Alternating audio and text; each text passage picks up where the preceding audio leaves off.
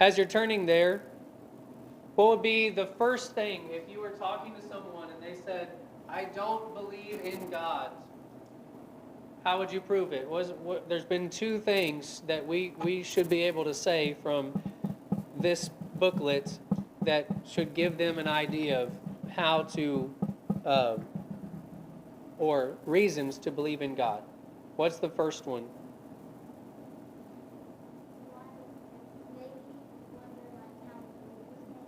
So creation, yes.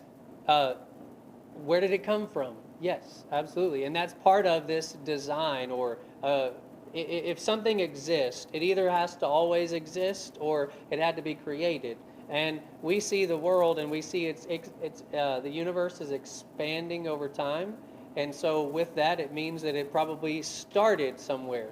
So that's good, very good. Basically, design demands a designer. A house requires a builder, those kinds of things. So good. The second one was the moral argument. So what we learned last week was about morals, right? Morality, killing is bad. That's true everywhere on every part of the planet, right? In every culture. So that's what we looked at last time. We talked about animals. They don't have a conscience. They don't have morality. They can just kill each other and it's okay, right? But we're not animals. We can't do that. God put that in our hearts. Where did it come from? Well, it came from God. So those two things prove the existence of God. The next one is a common question that you will get asked and you will hear many times. Well, if God is a good and perfect and loving God, why would he create a world where there's pain and people suffer and there's trials and difficulties in life? That's going to be a common question that we have. Yes. So yes, part of it is because of that. I agree. Part of it is because of Adam and Eve and their sins, that pain got really worse is the idea, but there was already pain in terms of possibility. Think about in the garden, they could have, they created a mallet out of wood, and then they accidentally hit their finger with it. The pain, right? It was already there. But you're right, Adam and Eve, they sinned and they lost the garden for all of us and all that, so we can jokingly blame them for that, but we would have done the same thing, right? That's just human nature. So, all right, so pain, what is the purpose of pain? Question here. Does pain serve as a warning device when you place your hand on a hot stove? Who here wants to just go look at that hot stove and say, yep, I'm going to go touch it? If you do, you're crazy. All right, so, and I knew y'all probably say that. But nobody wants to, right? Because it's hot, it's going to burn, you'll have effects. So what's the point of pain? To warn, right? Say, hey, that's hot, right? So it doesn't get past your skin, hopefully. Your body's saying, that's not good. So, yes, it serves as a warning device. What would happen if you put your hand to your hand, if you placed it on a hot stove and you did not feel pain? There's people like that. They have a condition where they cannot feel pain. Well, what would happen? You'd get hurt, right? You would have so much pain, or you would have a lot of effects from that, because your pain is a good thing. It's trying to help you. So I don't really know how do we answer that. I mean, you could just say burned, right? Or burned severely. I don't know if you have another way to answer that. When you place your hand on a hot stove, are you making a choice? Y'all made the choice when I asked you if you would make that choice. So you're making a choice, yes. So did God make you put your hand on the hot stove? No. Even if you said that, it's not true. So if your free will were removed, taken away, would your free will be removed, taken away, if you were forced to keep your hand away from a hot stove? So let's say God made it to where instead of touching the hot stove, you just it's like a force field. You can't even go to it. What does that teach us? Nothing really. I mean, we're not being taught to not do it because we don't have the opportunity to. So the whole point is, or the question, the answer there is what? Yes, it would be removed. God gives us free will. And so he says that some things are going to be painful because of what we do, right? What we choose. We choose to put our hand there, we're going to have pain. And the pain is supposed to help us. So when you ask the question, or when somebody asks, well, why does God allow us to have pain and suffering? The answer is, well, to warn us, right, about what it could do to our bodies. And, of course, what it could do to our souls ultimately when we think about, like, the pain of sin and those kinds of things. So another example that's kind of similar is the law of gravity. Is the law of gravity constant? Yes. You'll learn this in physics, which I didn't take physics in high school, thankfully. You might have to, I don't know. But do you know what it is? The speed of gravity? I think it's 9.28, or again, I failed physics in college, so don't really listen to me. But I know it's 9. I'm pretty sure it's 9 point something.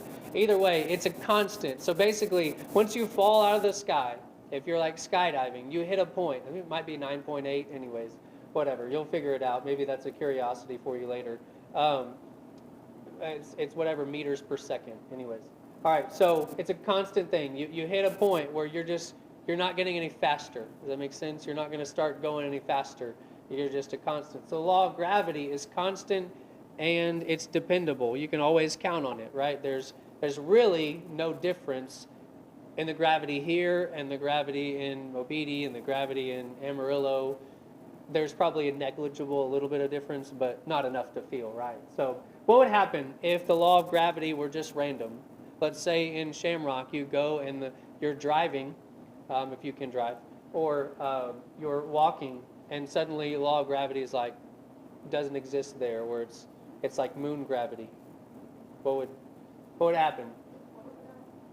We'd be floating perhaps, or even our car starts floating and dangerous. Then we can't drive it, all kinds of crazy things. So not good, right? I mean, you may just say chaos, I would think.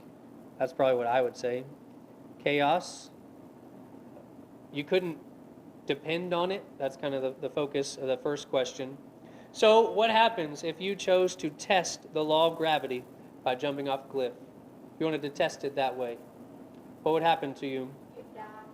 Death or severe injury, right? But let's just say it's a cliff that's really, really high. You're just going to instantly die. So death. Or we could say it's a cliff that's not so high. You actually survive.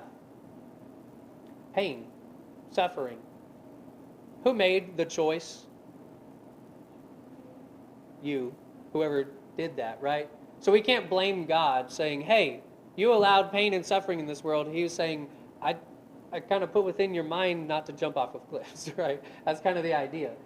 He's saying, I told you not to do this in a sense, but yet you did it anyways. So if we decide to test that, then who's to blame? Us. Ourselves, not God. You may add to that, right? Not God, because we were given the choice. So if you or I benefit from the law of gravity, let's say we're playing basketball and we throw the ball up and it goes in the hoop, it's kind of a benefit, or we benefit from just not being chaotic in this world, who should we praise? Ourselves? Because we know about gravity?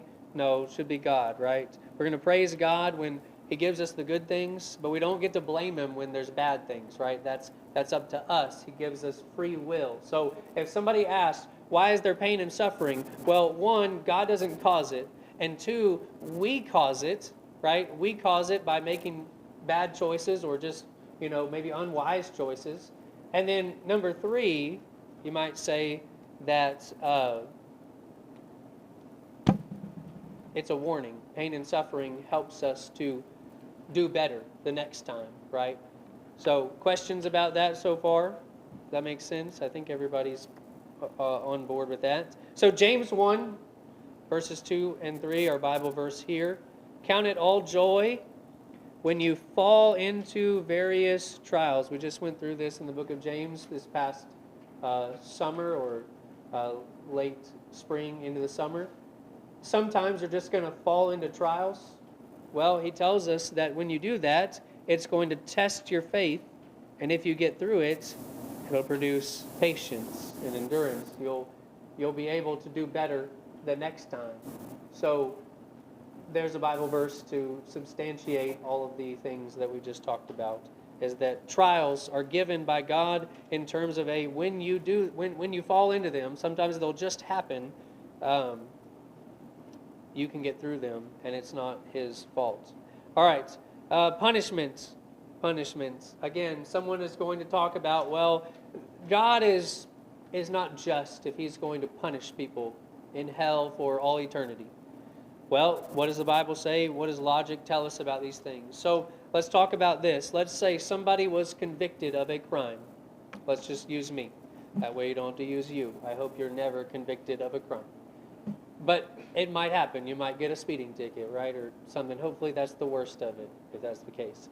All right, so let's say I was convicted of a crime. And I mean like convicted. The jury says, hey, he's guilty. Well, the judge is then given the sentencing, right? They have the power to say, okay, well, based on the evidence and what you did, you're going to have this punishment. That's kind of the judge's role in all this. So if the judge were to say, well, yes, I see you're guilty, but I'm just going to let you go free, is that right? It's not right. It's not fair to those who are doing the right thing, right? Because then if the judge is just going to let everybody, all the criminals, get away with their the crimes they committed, doesn't that mean just people are just going to commit crimes and keep committing crimes? That's just going to keep happening. So it's not, justice demands that a judge punish those who are convicted criminals.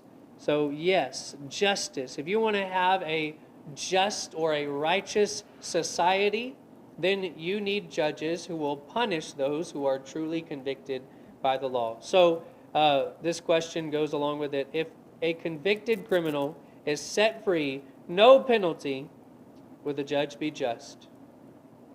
It wouldn't be, right? It's not just, it's not righteous, it's not fair to those who are doing the right thing, those who are not committing crimes. So would you call a judge who gives righteous punishment? So let's just say it was me, I stole something, and they said, hey, you need to, number one, give that back, and then you're going to pay a fine so that hopefully that discourages you from doing that again, and then you're going to maybe have community service.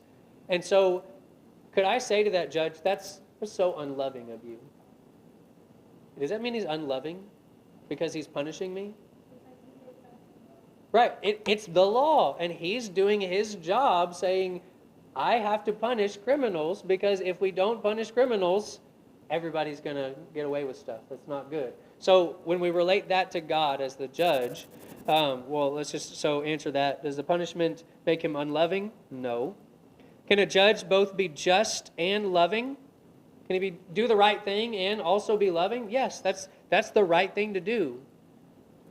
And so then we relate that to God. If God is just, is he required to punish the guilty? If God is just, the answer is yes, right? He is required, and we know that God is just. If God did not punish, if he did not punish those who are guilty, would he be just? No, right? Those are two of the opposite questions. He's required, if he's just, to punish the guilty. If he doesn't, he's not just, right? It's not fair. We would say that about a normal judge here. We're going to say that about a higher being. So does the punishment of God of those who are guilty make God unloving? Is God unloving because he punishes people? No. Now, he does so righteously. Now, you might could have that if you say, well, that's unloving because it's not the righteous judgment. But God is always making a righteous judgment, so he's always loving. So how would we answer that? No? Does not make him unloving? Can God be both just and loving to all? I think you know the answer. Yes. So, Revelation 15 and verse 3, they sing the song of Moses, the servant of God, and the song of the Lamb, Jesus, saying, great and marvelous are your works, Lord God Almighty, just, righteous is what we're talking about, and true are your ways, O King of the saints. There's all throughout the Bible, but that's one verse to show that God is just in all that he does. Um, and there's no reason to truly, question him once you realize that. It's okay to ask the question, is God just?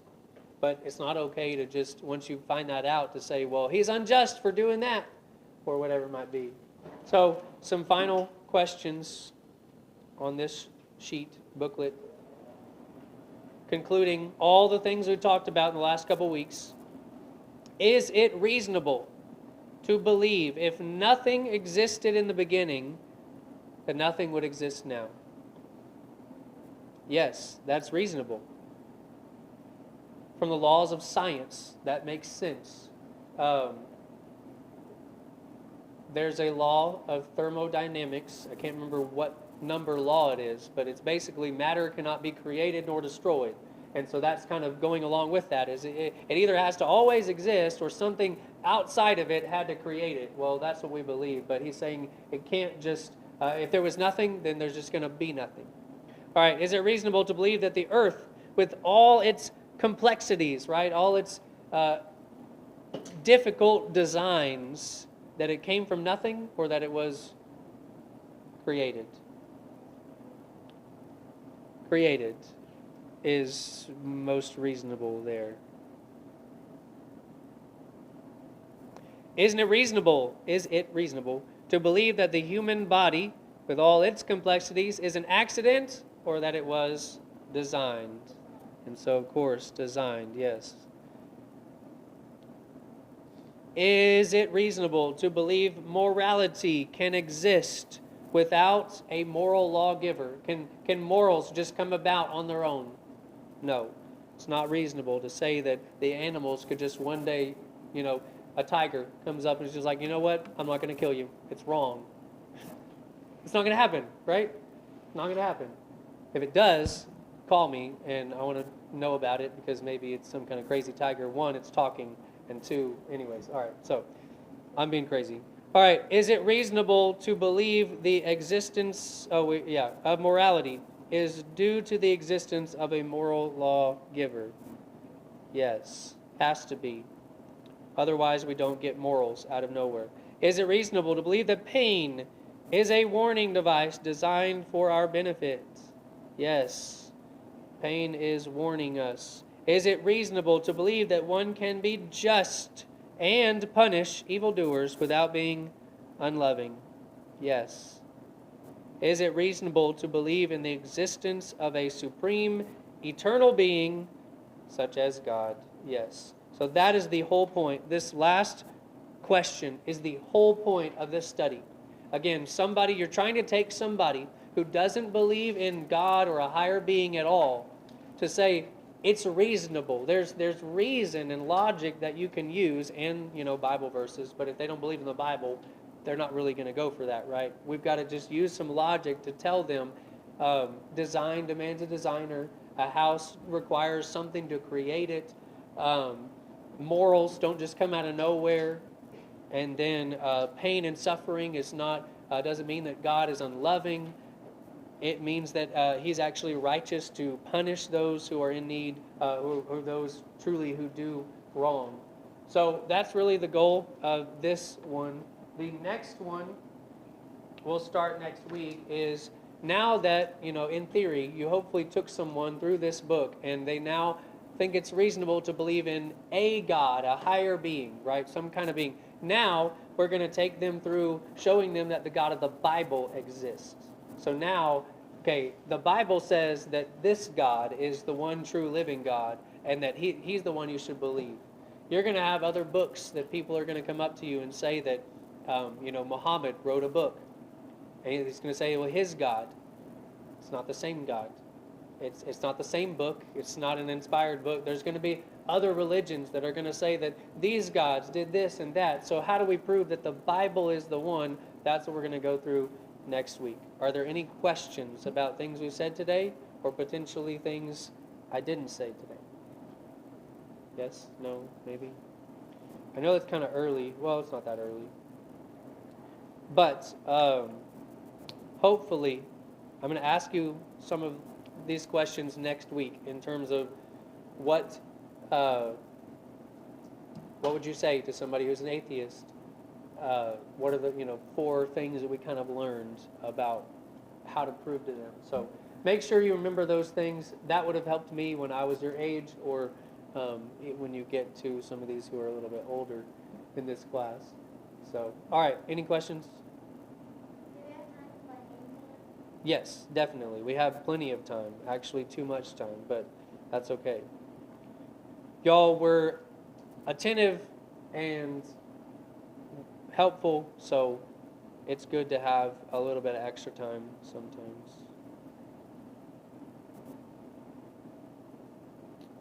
Alrighty. Remember, it's a Bible-related word.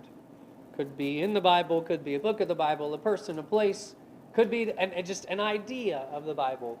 I don't know what it is, but we're going to start